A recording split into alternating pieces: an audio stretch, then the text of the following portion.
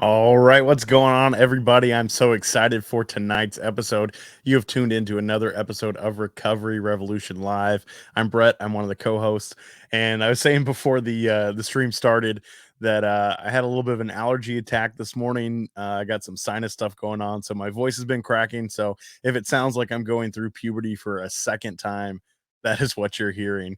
Tonight's episode is going to be brought to you in part by sober mode, and we're going to be doing a sober mode giveaway, so be sure to stick around for that. We'll give you some instructions on how to enter tonight, but we're going to be doing a sober mode hoodie, and that's going to be really awesome. You don't want to miss that. And we're also going to have some giveaways from tonight's guest as well, a few books.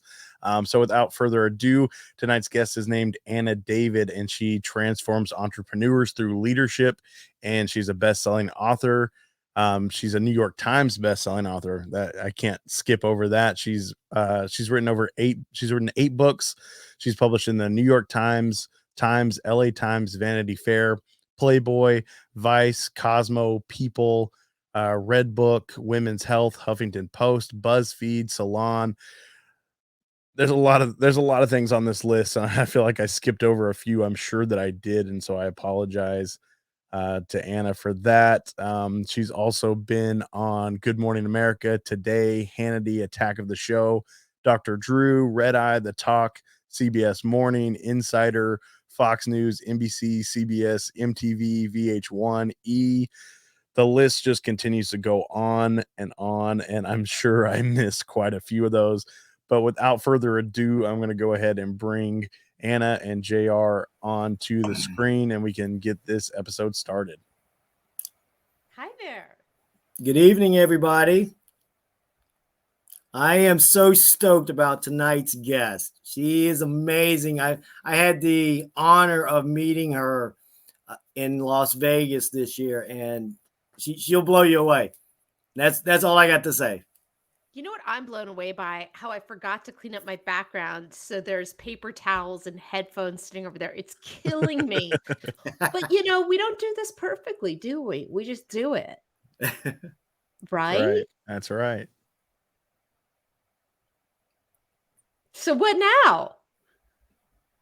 JR, you want to take us away, man? I mean, I kind of know your story, but our viewers don't. I've read your bio, and from dog walker to New York Times best-selling, three TedXs. I mean, like Brett was saying, the list just goes on and on. I mean, you could jump in anywhere you want. I mean, this is your show. Well, fantastic. You are so sweet. I am so so happy to be here despite my paper towels in the background. And what's interesting is the dog walker. Let's just so Party Girl was my first book, and it is a novel, what they call a roman à clef, which means that it's a novel, but it's all totally true. That's what that means in French. And so and back then, this was 2007, there was no such thing as quit lit, there weren't recovery influencers, there weren't all these things. And I thought, well, if I make it a novel, I can take elements from my life and make fun of them. And anyway, I did get the rights back from HarperCollins, and I re-released the book in September of this year, and that's the glorious new cover behind me. But what's funny about the dog walker thing is that was real. That really happened to me. And this is an example of like really kind of circling the drain. I was totally unemployable, but I kept managing to kind of be employed in different ways. And I got this job as a dog walker to this executive who worked at Imagine Films, which is, I don't even think it exists anymore, but it was Ron Howard and Brian Grazier's company. And I was so delusional. I thought, well, I'm going to walk her dog and she's going to realize how brilliant I am. And then I'm going to write a movie. And then she's going to, next thing I know, Ron Howard's going to be directing my movie. But the reality is that I was doing coke, walking, driving to her house, walking her dog. To add insult to injury, I'm a cat person. I don't even like dogs. And I'm like, oh my God, I am picking up a dog's shit. And that is my career. And just when I thought it couldn't get worse, she called me and she said, She paid me like $10 an hour. And she said, so Anne, I was thinking, how long does it take you to get here? And I said, well, it's about half an hour there and a half hour back. And she's like, well, see, I work at Imagine and they don't pay me for my driving time. So I was thinking you've been billing for 2 hours, but really I should only pay you for an hour because I shouldn't be having to pay you for travel time. So I got demoted to $10 a day instead of $20 a day. And it was really an abysmal experience. But that's what my life was like before I cleaned up, really. Wow. I can't see you walking a dog for $10 a day. Oh, I know. I was terrible at it. That poor dog. I wonder if he's still alive. Probably not. Not because of my caretaking skills, but just because it was a very long time ago.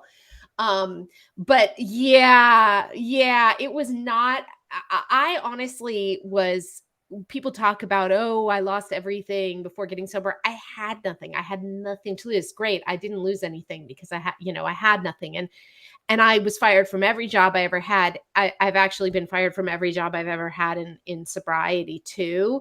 So it just turns out it's me. It's not my addiction, which makes me an excellent entrepreneur. I just can't seem to work for people, but that's okay. I think I'm okay to work for, but you'd really have to ask my team. Now you're your own boss. Yeah, and I'm the boss of a lot of other people. And I'll tell you something, that's not easy either, but I prefer it a million times to letting someone else be the boss. Amen. Yep. So tell me about Las Vegas and the mobilized recovery. I know was this your second year doing it? Because I saw you the year before, but we did it on Zoom. Yeah, it was actually my third year. So I think it's only 3 years old. So I think I've been at every single one. Ryan Hampton is like my brother from another mother. And he was kind enough to allow me to do my storytelling show there 2 years ago. And I used to have a storytelling show in Los Angeles where basically my thinking back then, I had a website and it was called After Party. And I created it and I sold it to the owners of the Fix. And it was so hard to get traffic there. And I thought, well, it's really hard to get people to read. But what if you got them into a room and you forced them to listen to you? And that was the impetus for starting this storytelling show. So it was so great. It ran for a couple of years here in LA in this, it was a coffee shop that had a theater in the back, and there were tons of AA meetings there and everything. And so we would get local rehabs to come. And I would get these great comedians like Eddie Pepitone and Laura House and Jackie Cation, these wonderful sober comedians, Greg Barrett. And what was awesome is we would get these people who were so newly sober and they were at a rehab where you couldn't have caffeine or sugar. And so this was their big event, was they were allowed to come to this event.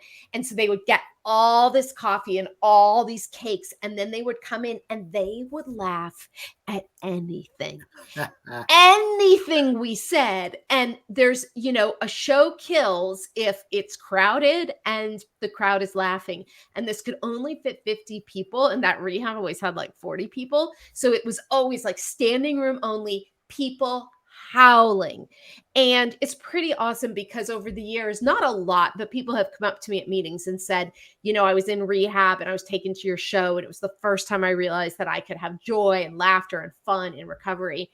But anyway, Ryan was a regular attendee at my LA show. So he said, why don't you do it at Mobilize? So I was able to pick 4 of my performers and they flew us to Vegas and we did the show at the end of Mobilize, which was great because they had all been really serious the whole time and they just got to laugh. So that was wonderful. That was really fun.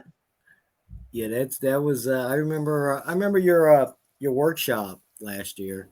Yes. And I was excited when I heard you were going to be the MC this year. Yep. I was like, hi, Anna David. The workshop was really fun too because it was a really, there's nothing like sober people to be ambitious and excited. I will tell you, sober employees are the best employees I've ever had, because it may not come from the healthiest place, but we're sort of like, I gotta succeed, I gotta be the best. And so that workshop, everybody was so motivated and so into it. And then emceeing was really fun. I'd never emceed an event really. I mean, I'd hosted storytelling shows, and Ryan's like, don't worry about it, I know you can do it. And it was really fun because I got to give this award to Darren Waller, and my boyfriend is this obsessive Raiders fan. So that was really cool. But what I didn't realize is that Ryan didn't tell me we were going to be standing on stage the whole time. Yeah. And I don't wear heels, and I wear flip-flops all the time. So I'm wearing heels, and I didn't realize there was a camera on me. And so literally the whole event, I saw a video of it, and it's like me going and talking to Ryan and sitting down and all these things. So that was mortifying, but fine. You did an amazing job. I mean, they did it during the Recovery Awards dinner. Yeah. Patrick Kennedy really blew me away. I mean, that guy, I mean, I was ready to run through the wall for that dude.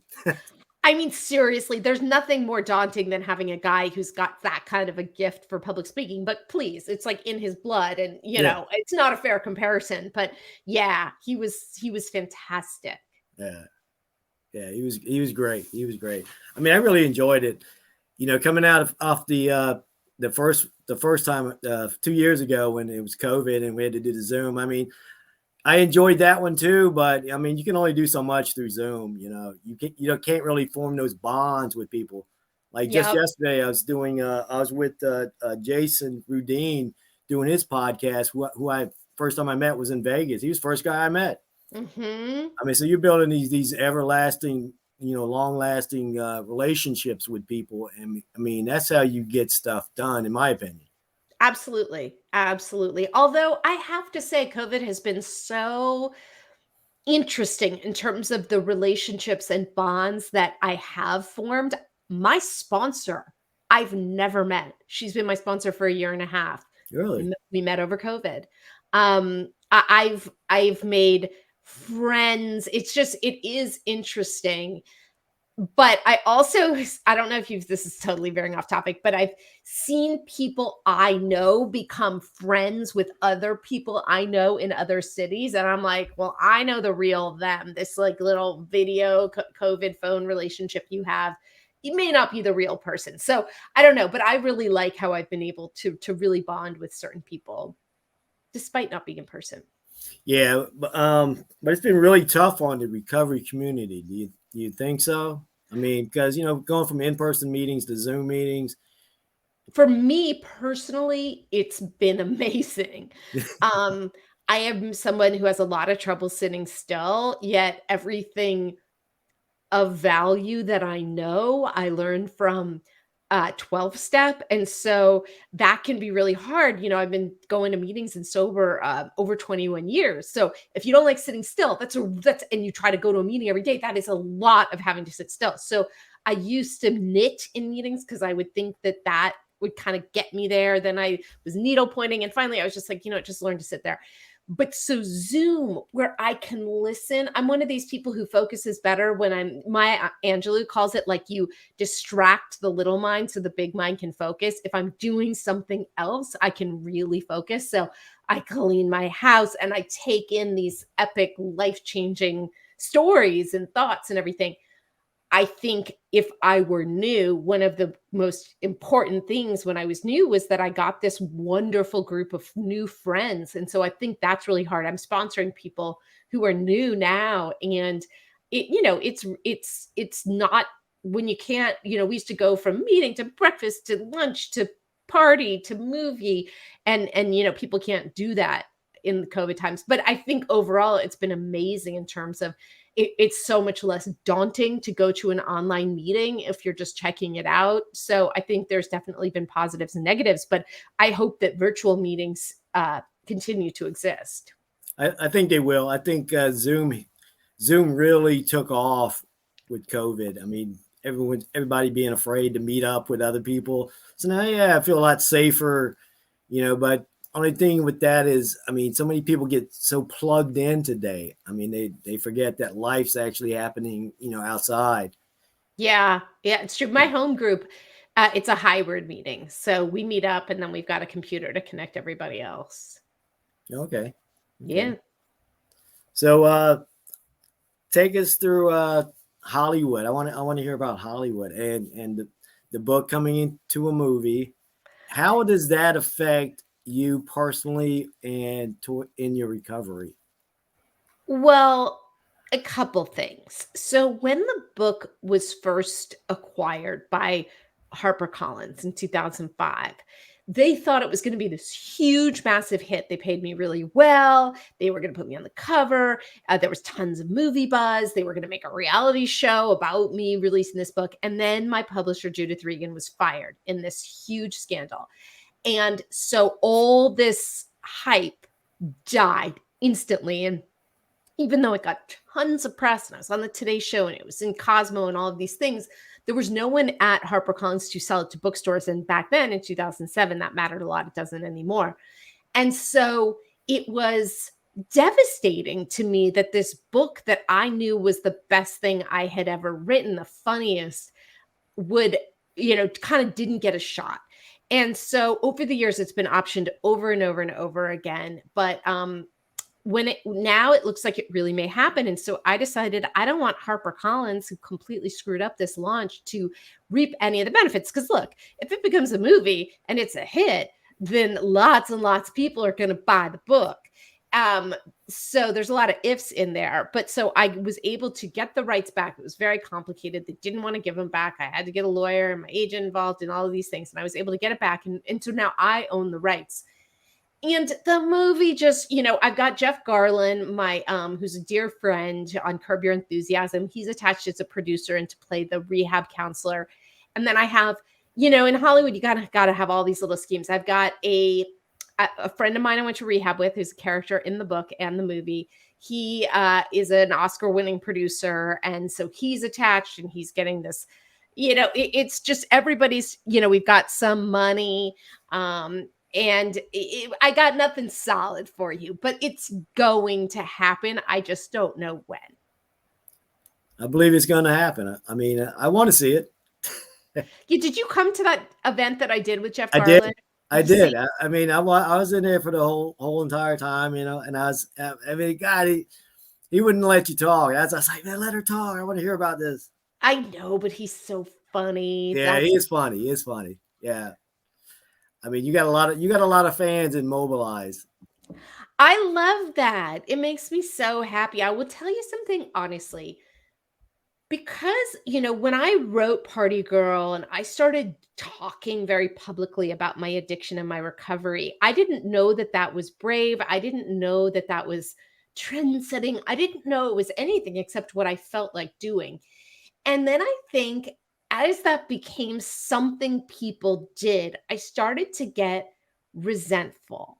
And it manifested in such a weird way. I was very hostile if people reached out to me about recovery related things. I think it had to do with the fact that Party Girl was not as successful as it was anticipated to be, as I thought I should have been. And I saw these other books come out and do better. And I don't know, it's just all my ego. And so now that I'm working a program and I'm actually like a person who gives the world love and not her ego, it means so much to me that anybody values what I have to say about this, because I'm not a doctor. I'm just somebody talking about my own experiences, and it's just cool.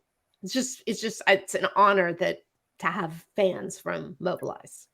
Yeah, you are one of the people that I can think, one of the few people that I can think of that actually opened that door for us to restart recovering out loud. I mean, you embraced it, and then, 10 years later, I'm embracing it. Yeah. I mean, it really does make a big difference out there. Yeah, that's so cool. Like I said, I had no idea. I live in LA where every other person's sober. Anyone who's not sober probably needs to get sober.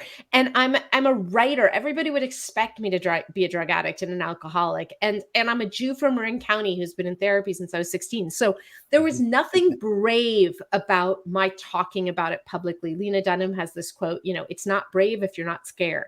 Right. I wasn't scared. I just started doing it. And it was only when I started doing it and I started hearing from people who did not live in Los Angeles and be in careers where you could be open about it, that I started to realize it still wasn't anything brave for me, but that it was a big thing for other people to do that.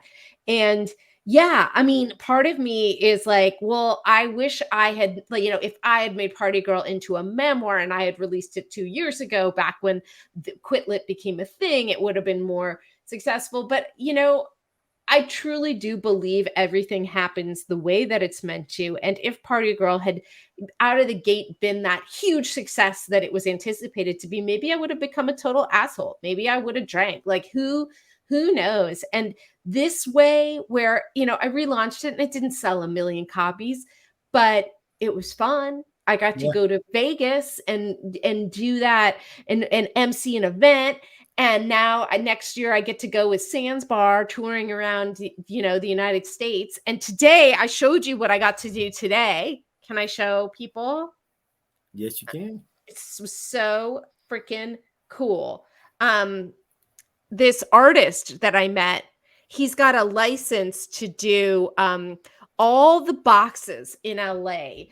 The city pays him to do graffiti art on it. And he did graffiti art of Party Girl on the corner of Sunset and Vine, which is the most iconic corner in Yeah, LA. that's a prime spot. It's prime spot. And it just is, and it'll stay. He's had art that stays there for 3 years. So it's right down the street from my house. It was, so that's what it's about. It's not about selling a million copies and all those things. It's about the people that reach out and say, I read this book and it made me want to get sober. Or, I used to have a recovery podcast. I would have people who came up to me in meetings and say, I came to meetings because I heard you talk about it. So I'm so far away from back when I was struggling in shame that I forget how crucial it is to find people that give you, show you what it can be. Exactly. I mean, that's beautiful. I mean, that's totally amazing. That that hits home right there. So Legacy Launchpad, that's your baby. That's my baby. That's my publishing company. We've been in existence since 2017, and we write and publish books for entrepreneurs. So it's mostly 7 and 8 figure entrepreneurs, people with huge businesses, and they want to have a book that's going to allow them to showcase what they know. And the reason I started this company is Party Girl may not have sold a million copies, but within a few weeks of it coming out, actually before it even came out, I was on the Today Show and CNN, and it was saying addiction expert. And it blew my mind that I went from a struggling addict to a sober addict to a recovery expert simply because I wrote a book. And I realized that a book was the difference between sort of knowing something and being publicly acknowledged as knowing something. And so that's what the mission of my company is. It's to take these people who know so much about something, who've had a lot of financial success, but aren't out there in the world. And they want to be, they want to get the attention they deserve, and they should, because they have, figured out how to be successful, and they owe it. They feel that they owe it to the world to share how they do that. So that's what my company does. I've got a team of writers. They're Wall Street Journal and USA Today bestselling authors. They write for places like the New York Times. And the client signs with us. I give them one of my writers. The writer spends several months sort of being their personal documentarian and writing a book in their voice. And then we edit it again, lay it out, launch it. And we know we have this sort of proven bestseller launch system. So even though each book is individually tailored to each person, we have a proven way, a method for getting it to be a #1 bestseller in 10 categories on Amazon and get it distributed to 40,000 other outlets. And so it's really wonderful. It's a lot of work. We charge a lot of money because no expense is spared. And but I'll tell you, ever since we started, it's been nonstop business. We don't do any promotion or advertising. It's all referrals. It's all people coming to us. And we've done a lot of recovery memoirs because people come to me for that. So our clients are about half those business people and half other people who either have written their book and just want it published or want to write their story. And, someone, Emily Lynn Paulson, who's now a huge recovery coach, she came to us and she wanted to be a best-selling author. She already had a big Instagram following, but she knew exactly what she wanted. We did this book together called Highlight Reel. And now she has this company called the Sober Mom Squad. She's on the Today Show. She's in the New York Times. And so, and Darren Prince, who's another recovery advocate, same deal. So my first clients, particularly Darren and Emily, showed me what was possible.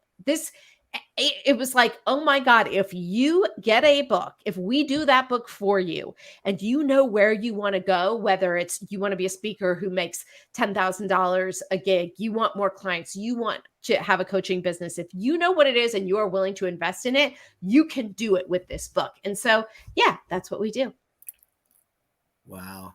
I mean, a few of our earlier guests were aspiring sober authors. I mean, we have, Jeff Vickers, Sober Slogans, Joe Conniff, Causes and Conditions. I mean, any advice for anybody out there? Because, we all like to share our experience, strength, and hope. Yeah. I mean, avoid traditional publishing at all costs. It is a rough road. I think the statistic is 2 in every 10,000 book proposals sell. And those are book proposals that have agents trying to sell them. You can absolutely do it yourself. You don't need to hire a company like mine. I have a Launch Your Book course that teaches exactly what we do for clients who pay up to $100,000.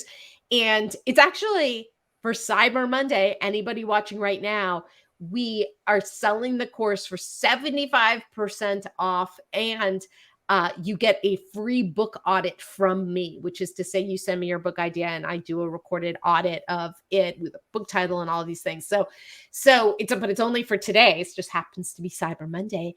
But you could take that course and you could publish a book and it can be a bestseller and it can get you exactly what you want. So, do it yourself, get expert help, but do it yourself.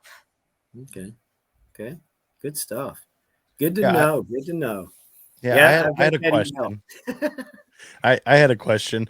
So I read Party Girl. I guess that was last week, actually. So to be fully transparent, I just now read it. I know it came out a long time ago, and it's the only book of yours that I've read so far.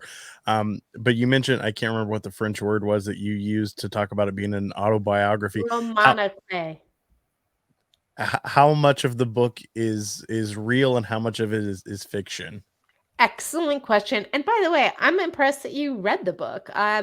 Most people don't who are interviewing you, and you can usually tell when they haven't. And by the way, I interview authors and don't read their books all the time. So there you go. A lot of it is true. A lot of it. And then when I got sober, I immediately got hired at this magazine called Premiere, which is now long gone, to do a column called Party Girl. And I thought it was really funny that I'd been this wild and crazy party girl for many years. And suddenly I was sober and really boring and just going to meetings and having coffee with my friends. And suddenly I was like the moniker of Party Girl. And they were sending me to premieres and the Oscars and the Emmys and Golden Globes. And I was supposed to be living this glorious, crazy party girl life. And so that was what the column was. So once a few years had passed, I thought that's a really funny premise for a book. What if this person had to embody that and had to create a fake persona based on who she used to be? So that was the impetus for writing it. A lot of the stuff in there really did happen to me. There's this gross musician who I in real life was delusional enough to think that if this musician invited me to his house to do the interview, that I was really going to score this awesome interview, and not even getting that he just was trying to sleep with me. And, so a lot of those things are totally true. And then I had to make up a lot to make it a story. It ends in this big, the character in the book becomes a lot more famous than I actually became. I didn't become famous. So it's very much what HarperCollins, when they released it, they called it reality fiction. They coined a new genre for it. Okay, so as far as like there's the part in the book where you have like the photo shoot. I don't want to give away too much of the book if people haven't read it yet. But there's the part where you're doing the photo shoot and you're in like the martini glass or whatever. Did that actually happen?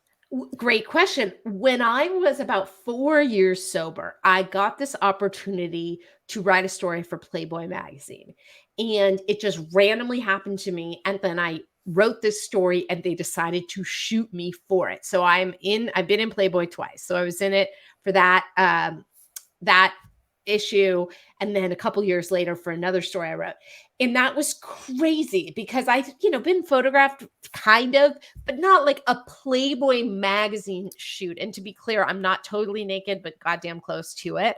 And they got this guy, Antoine Verglas, who shot all the Victoria's Secret catalogs to do it. So it was based on that scene is based on that experience, but the martini glass is made up. Nice, nice. And then you said that you fictionalized part of it. So the ending, you said you kind of made like the big dramatic ending. How did the column actually end, or did you like have a realization that you were in a bad place and you couldn't keep doing that and it kind of went against your morals? Or how did that column come to an end? Amazing question that no one has ever asked me. The column came to an end because I was fired. But unlike the other times I was fired, I hadn't actually done anything wrong this time. What happened is Premiere hired me because they had a new editor in chief and they wanted to make it like super cool. And they thought, we're gonna hire this girl. She's gonna do this column called Party Girl. It's gonna be super cool. But the problem is, Premiere Magazine was for film nerds, and they didn't promote this is the new Premiere. They just kind of suddenly threw this in there, and the word came back that I alienated the readers. Film nerds were not down with Party Girl. And so in circulation plummeted. That wasn't really my fault. But so the editor in chief was fired. And the same day he was fired, I was fired. They didn't call it that. They just were like, we're letting you go. You can keep writing for the magazine, but no more Party Girl and no more, health insurance kind of a thing. So yeah, I wish I could say, oh, it went against my morality, but no, I was fired. Well, thank you for answering that question because as I was reading the book, I had a feeling that a lot of it was based on events that had happened in your life. It just a lot of the elements just felt real and like a really like a lived experience. Yeah, you're absolutely right. It was, and that's why, and I don't say this in a self-aggrandizing way, it's the best thing I've ever written because I didn't have what you get once you release a book and you're put through the churn of traditional publishing. It's so hateful. It is so awful. The people on Goodreads are so mean. They're so mean. Never authors. Authors get that you've worked really hard to put yourself out there. So we're often incredibly supportive of each other, but you have no idea. And especially traditional publishing because they make you feel like it's all your fault that your book didn't sell well. And when I wrote that book, I didn't know about any of that. I just knew that I'd had this experience and that I wanted to share this experience. And I thought, my original impetus was when I was bottoming out, I didn't know there was any happy life. I thought I want to die. I wanted to die for a while. So I know AA, rehab, and sobriety will just be awful, but maybe they're better than dying. So I can't kill myself and then try that, but I could try that. And if it's as bad as I know it will be, I can then kill myself. And that is how I went in. And that's because the PR around recovery was non-existent then. It was basically where Charlie Sheen went to rehab. And that's all that was out there if you Googled it. And so I thought if I could save one person from having to feel the way I felt for those last few years, then I will have done something good. And I'm a big believer in you trick people, you entertain them so they think they're just being entertained, but really you're giving them information that's going to save their lives. I mean, because admit it, you were entertained. You were entertained while reading it. You'll admit that, right? Yeah, absolutely. Absolutely. You know, he hasn't read my book yet, but he got your book last week and went right through it. There we go. There Sorry. we go. Sorry, JR. JR, let's talk about your book. My book's it's doing okay. I mean, I've won a few awards with it so far. I actually wrote it in 2018 and I wasn't satisfied with it, so I went back in, edited, got an editor to come check it out, new this book cover, it's I'm really happy with it now. I mean, it's getting great reviews. I've got a positive Kirkus review, Book Life, a few other places. Amazing. That's so great. Yeah. I love it. Yeah, I mean, I'm happy with it. I mean, I've been trying to slip it to you in the email, but you haven't slipped it to me very effectively. Yeah, I know. I don't really like talking about myself. I mean, my life's like, service. Yeah, but that book is service. And I bet you people have reached out to you and said, I read this book and changed my life.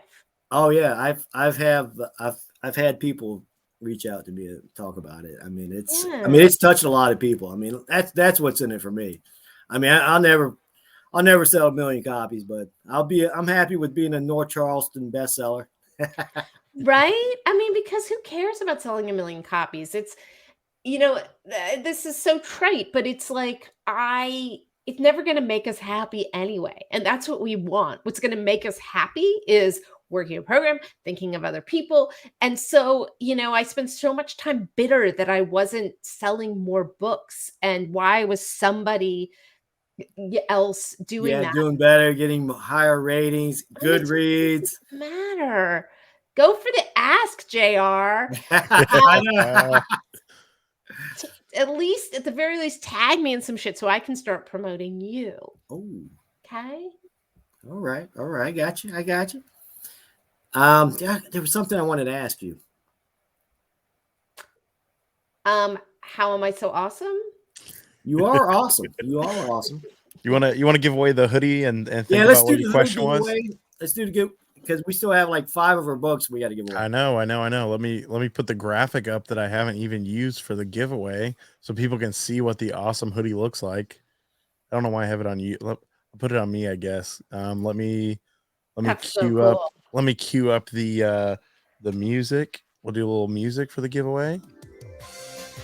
And we'll do the drawing. Do.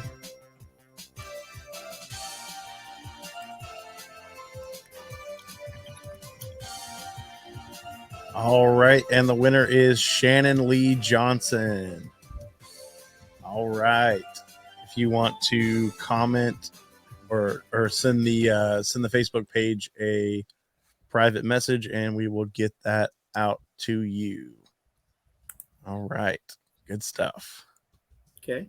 Oh, I didn't mean to do that. Let's see. All right, let's line them up for Party Girl. Yeah, let me get that to go away. Sorry, it's hard to talk and produce at the same time. I know. I'm finding that out. 5 of these. So cool. So there are people here who are commenting and stuff? Yeah, you're on the private chat. There's a public one that you could read on the right side.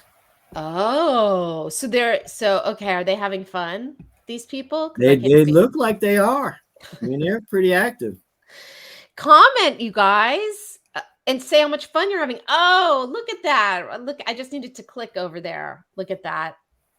Her marketing is boss. Oh, look at this. There's all these comments. I thought it was just you guys chatting. Hi, guys. Oh yeah, my question was about in your bio. You said you started the fix. Yeah. Well, so I was living in New York and a guy named Mayor Rashawn connected. We had mutual friends and he was starting it with this guy named Joe Schrank. And we sat there and Joe had a sober living in Brooklyn and we sat there and mapped it out. It all went to hell. Oh my God. Lawsuits, chaos. I was fired from there. And and and so it was ended up being sold. But yes, I was the first editor. I was there for a couple of years, but it was truly a hellish experience. I'm glad it's still around. But comment party girl to enter the book giveaway. And oh, Sanjay and Karen and Crystal and Heather and David, look at this. So good. Sorry. I get distracted easily, bright shiny things like these names. Yeah, the Fix was one of the first online platforms that I was submitting my writing to. I mean, I have like 4 or 5 articles on there right now. Oh, is your cat really proud of you? Because I see that cat in the background. Yeah, that's was a feral cat. You know, I adopted him. Yeah, I'm a cat person too. So your cat is sort of symbolic of you. You were once feral, and now look at you. Oh, is that right? I like that. Yeah. What I like is that image. That's the coolest thing ever. So yeah, I will say all 3 of those books in some way deal with my recovery. How to Get Successful by Fucking Up Your Life is a book that I put out a few years ago. It's a book of essays, and I was talking about that storytelling show. Every time I performed in the storytelling show, I would write the story and then I would learn it. And so I just took a collection of those stories and put it in that book. And then Make Your Mess Your Memoir was my book last year. And my thinking about it was I love memoir, but I don't often get takeaways from it. And I love business books, but I kind of sometimes find them dry and boring. So what if I could do a bizwar? What if I could give my personal story and then tell people how they could go and make their own mess into a memoir? And so that's what that book is. And then I re-released Party Girl this year. And that's really my baby. That's the one I'm obsessed with. So you've had a very busy couple years then. Look, following you correctly. When you're doing coke every day and then you don't do coke every day, you got to keep busy. You've got a brain that is like, what are we doing now? Yeah. And luckily my what are you doing now is really healthy for the most part. And it's great. Like I said, there's sober alcoholics and addicts and I know some people don't like those terms, addicts and stuff like that, but whatever, we are the coolest, funniest, smartest, most motivated, most ambitious people I've ever met in my life. And my TEDx talk is about how much how I used to think the label of addict was terrible, and now I think it's wonderful because addicts are the coolest people I know. But laid back. But just funniest and brilliant. And so I really think our problem is that we get stuck in our own way and, we're riddled with 100 forms of fear. And so the work is get out of that and know that anything is possible. Anything. So yeah, like David is saying, make your tests into your testimony, your mess into your message, and all of those things. You're a survivor, and most people aren't. Most, we know the statistics about addiction and alcoholism. It's something like 95% of people never find recovery. So if you're one of that, you 5%, yes, recover out loud and be so proud of yourself and know that if you can defy the statistics. I'll tell you something. When I was in rehab and they said, 1 out of 10 of you is going to stay. I said, I'm going to be that one. And when I was trying to submit my book to publishers and they said, 1 out of every 10,000 books sell, I said, I'm going to be that one. So I really think that's it. Just like keep saying, I'm going to be that one. Who cares? And buy some Broken Chains apparel while you're at it, whatever that is. Broken Some comments. Chains Apparel. That's David Barnes. That's his sober Yes. line. Yes, David Barnes. Go get it. Yeah, we had a meeting with him the other day. He's going to be sponsoring a few shows too. That's awesome. I love this. I love that you get this interactive group. I mean, it took a while to get to this point. I mean, we started the page about 3 years ago, and it just blew up. And with 3 years, 250,000 followers, I'm like, we got to do something different. Let's add podcasts. Yeah. So I recruited Brett. You know, I gave him a big 2-figure contract. Look at that. Enough to buy coffee, huh? Yeah, it depends on where you put the decimal at. Yeah, and we're doing really well. We got another one on Saturday night, 7 p.m. Pardon My Reach with Jeff Vickers. Whoa. He's in the crowd somewhere. I think he's the one that's commenting from the Recovery Revolution page. Oh, okay. He's trying to win your book, I see. I mean, he's trying really hard, and I think he deserves it. But I also think that Heather Conley deserves it, and Amanda Mass-Darnell deserves it, and Alvin McGuire IV deserves it. So Christy Morris. I only have 5 copies, and I want to keep one. Well, so what else? Do people out there have questions? Yeah, let's open it up to questions from the audience. Anybody have any questions for Anna? I know Jeff Vickers does. I was gonna say Jeff probably does because he's written his own book. He's already commenting. There he goes. That's Jeff. Well, so Jeff, okay. But this is a kind of one-sided conversation. Let's swap books. Yes. Jeff, what's your book called? Sober Slogans. Sober Slogans. Is it a book of sober slogans, or is there more? There's a little bit more to it. I mean, it's a really good book. I've read it.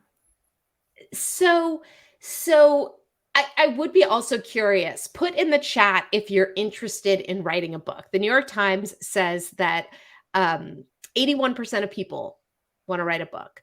So are you part of that 81%? Because if even a part of you thinks that, then do it. Like, make 2022 the year that you do it. It's so possible, you know. And this is coming from a former dog walker who doesn't even like dogs and was getting paid $10 a day. Ouch. Yeah. I mean, I used to pay my dog walker $40 a week.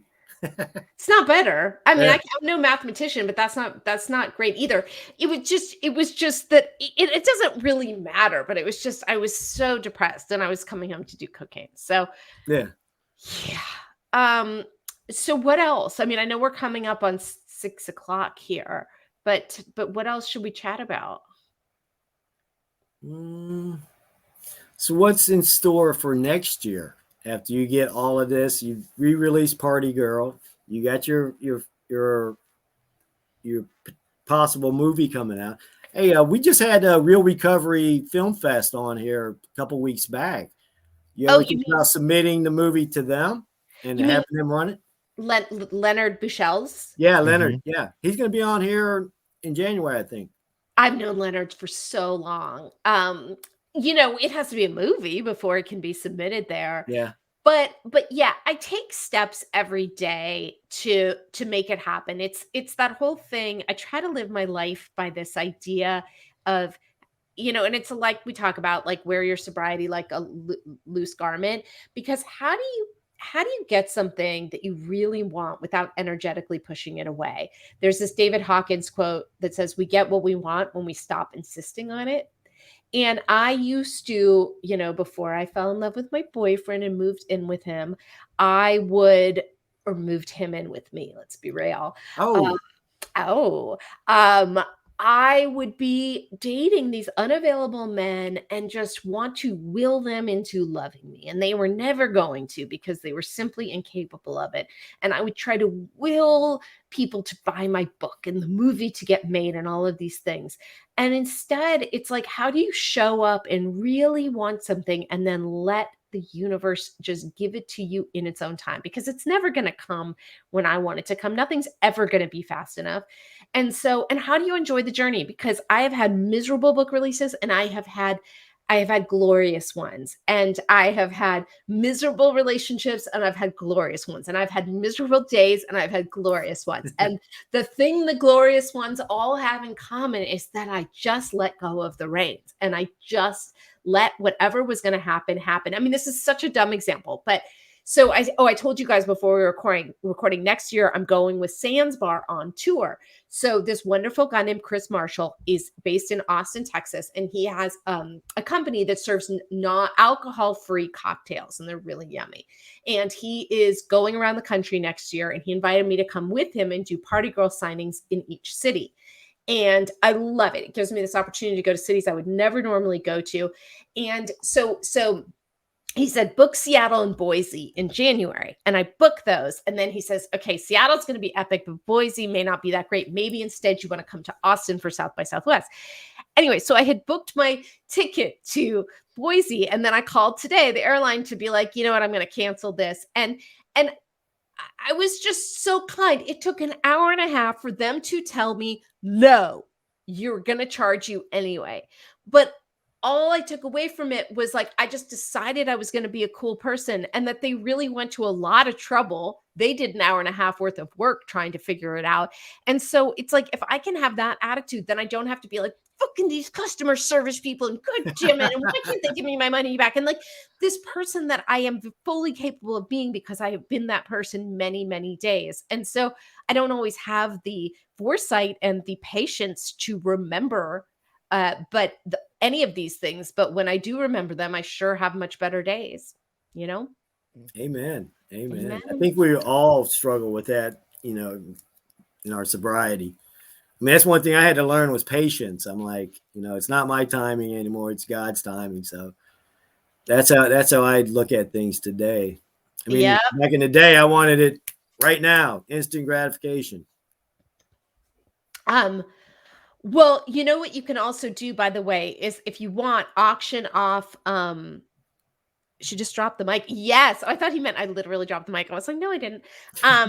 If you want to auction off my launch your book course and add that, it's $997, and I will give it to somebody here. Oh, wow.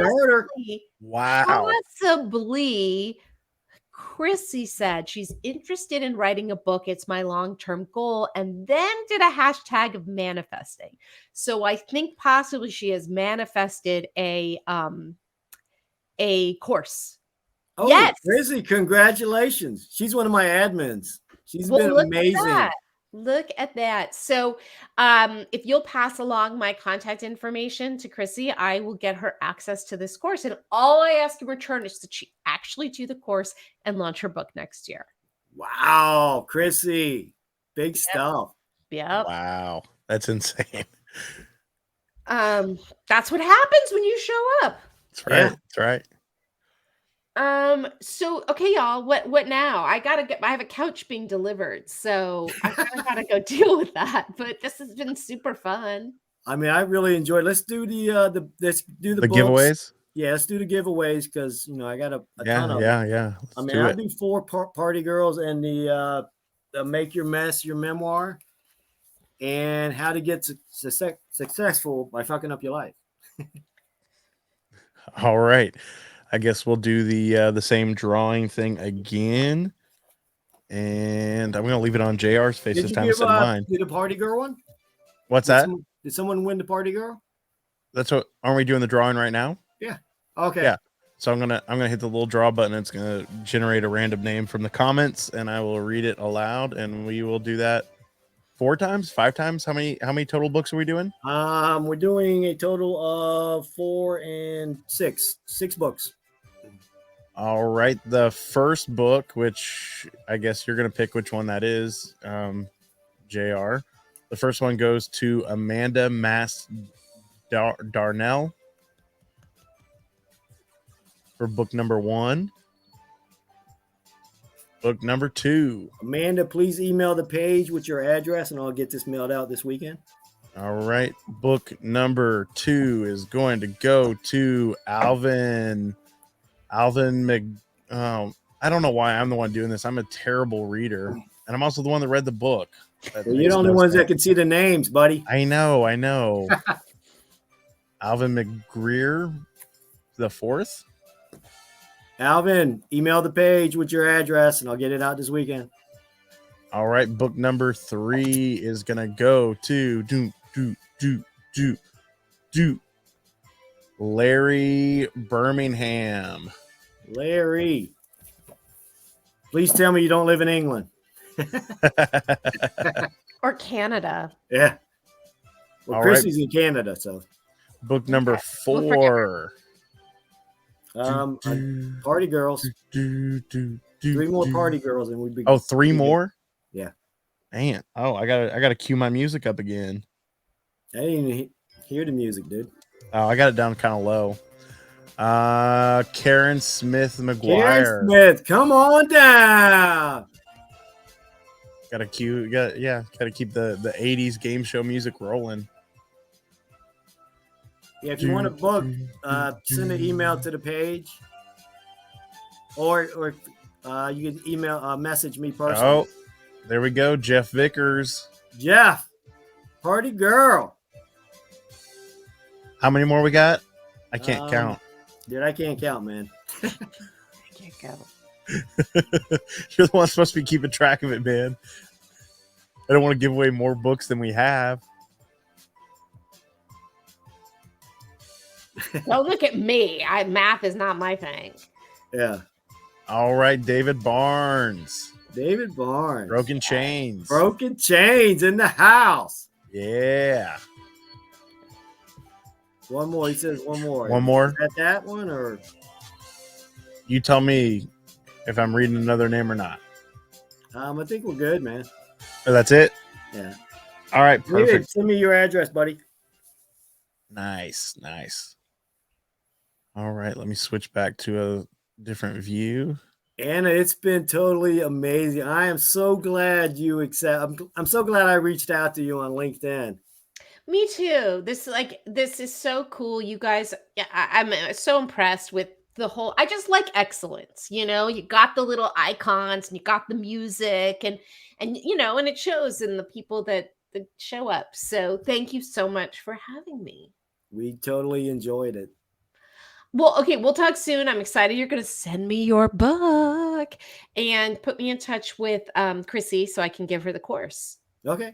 And if anybody else, if you want to reach out to me on Instagram, I'm at Anna B. David on all the platforms, also on Facebook, which I think a lot of people are on. And and if you're interested in finding out about our publishing company, legacylaunchpadpub.com. That's it for me. Yeah. Awesome. Thanks, you guys. I'll talk to you later. Thank you so much. Bye. Thanks, everybody. All right, guys. You know what that means. This is the end of the broadcast. As always, the audio version of this will be available in about an hour or so after this video ends. And I also have another podcast called Recovery Survey, come out every Wednesday, usually about 30-minute episodes. And this week's episode is actually going to be Liz McKean, who was on the Recovery Revolution Live a few weeks back. Oh, really? Yeah. Liz and it's is interesting. awesome. Yeah, she's awesome. And the conversation was actually a little bit different than the one we had on here. So you get to hear a different aspect of her recovery journey. So that's pretty cool to see that. And as always, I'm skipping a part. Thank you to tonight's sponsor, which is Sober Mode. They gave away that awesome hoodie earlier in the episode. So be sure to check out the Sober Mode merch, which is available on their website, which is, I believe it's sobermode.com or sobermode clothes. Sobermode.com. Sobermode.com. Yes, sir. I'll post it in the thread here. You, sir, are awesome. And boom. Yeah, who won the hoodie? I'll have to rewatch. I need their address. I got to send it to him, and so he'll send out the hoodie. Nice. As always, guys, remember it's progress, not perfection. Just like this live stream, I feel like it's getting better every week. So continue to tune in for more fantastic recovery content. Who's our And guest next week? who is our guest next week? Tracy Levine. Tracy Levine. That name sounds so familiar. Yeah, she's the one that does the recovery the Silver blog. blog. That's the Okay. one. And she Okay. is a member of the Recovery Revolution page. So that's pretty cool that we're having one of our own people on the podcast. Awesome. Looking forward to that. Remember, if you won anything tonight, please email the page and kind of remind me what you won, because I cannot keep track of that stuff. Well, fortunately, we have a video that you can rewatch after it Oh. ends, and you can see who got what. Oh, that is true. That is true. Aha.